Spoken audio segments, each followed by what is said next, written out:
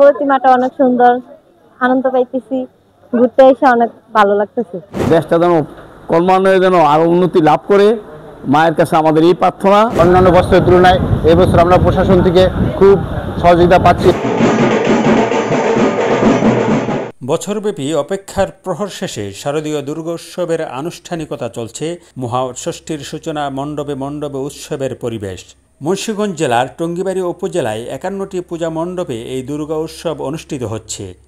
এবছর আরো ভালো করার চেষ্টা করছি, তবে একটু বিঘ্ন ঘটাইছে আমাদের প্রাকৃতিক, কালকে বৃষ্টির কারণে আজকে একটু হয়েছে।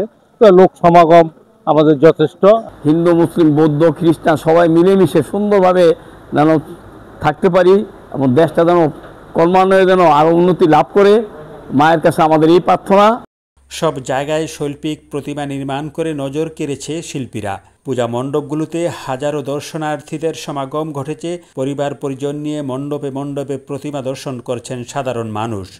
প্রতি বছর আসা হয়, হ্যাঁ ভালো, খুব সুন্দর। এবার তো আরো বেশি সুন্দর, ঠান্ডা পরিবেশ, সুন্দর সব দিকই ভালোই, আমরা আনন্দ করতেছি। পরিবেশটা অনেক সুন্দর, ডেকোরেশনটা অনেক সুন্দর হয়েছে, আর প্রতিমাটা অনেক সুন্দর, আনন্দ পাইতেছি, ঘুরতে এসে অনেক ভালো লাগতেছে।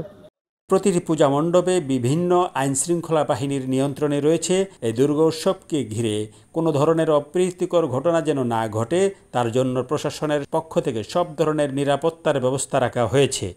অন্যান্য বছরের তুলনায় এবছর আমরা প্রশাসন থেকে খুব সহযোগিতা পাচ্ছি। এটা আমাদের চিরস্মরণীয় থাকবে এবং আমরা মনে রাখবো।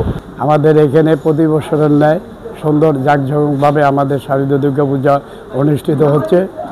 টঙ্গিবাড়িতে মোট 52টি পূজা, সব আইনশৃঙ্খলা এবং খুব উৎসবমুখর পরিবেশে পূজা হচ্ছে।